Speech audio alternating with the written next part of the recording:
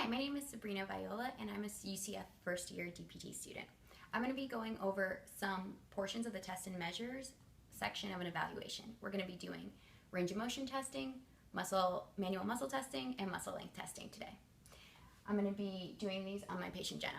So I'm going to go ahead and start off with range of motion testing for shoulder internal rotation. I'm going to get my goniometer and a towel. From here, I'm going to make sure that my patient is close enough to me for good body mechanics, and I'm going to put her shoulder into 90 degrees of abduction and her elbow in 90 degrees of flexion.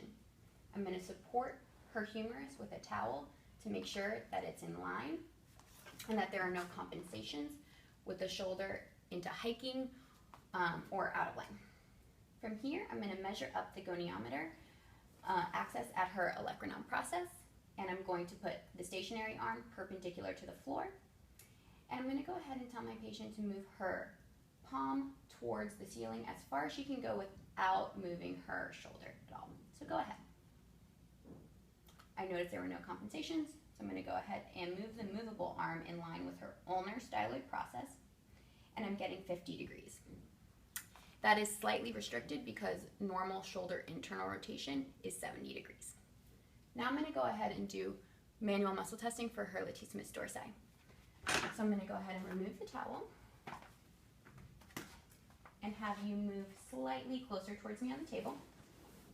And I'm going to extend her shoulder, slightly adduct her arm, and internally rotate it. Can you hold this? From here, I know that she gets a grade of 3 because she can hold it against gravity. I'm going to go ahead and stabilize her contralateral pelvis and put pressure on her distal arm, and I'm going to make sure that she resists me as I push her into slight abduction and flexion. Please don't let me move you. 5, 4, 3, 2, 1. Good job. I give her a grade of 5 because she resisted strongly against my pressure. I'm going to go ahead and have you flip onto your back now into the supine position. We're going to measure range of motion for shoulder external rotation. Can you please straighten your knees? I'm going to move her shoulder into 90 degrees of abduction and her elbow into 90 degrees of flexion. I'm going to put the towel underneath her humerus again to make sure that her shoulder's in a neutral placement. I'm going to line up the goniometer axis at her olecranon and the movable arm perpendicular to the floor. From here, I'm going to tell her to move her hand as far as it can go towards the floor, going this way, without any compensations of her shoulder. Go ahead and do that. I noticed there were no shoulder compensations and no compensations of her spine. It's neutral. So I'm going to go ahead and move the movable arm in line with her ulnar styloid process.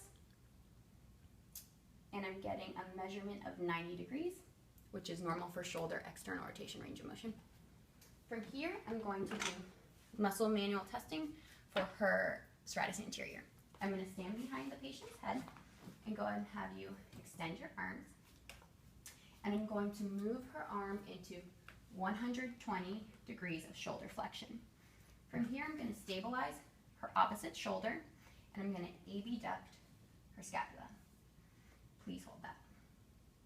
Because she can hold it, she gets a grade of 3 automatically. From here, I'm going to put pressure down through her fist into scapular abduction. Please don't let me move you. 5, 4, 3, 2, 1. Good job. Because she resisted strongly against my pressure, I'm going to give her a grade of 5.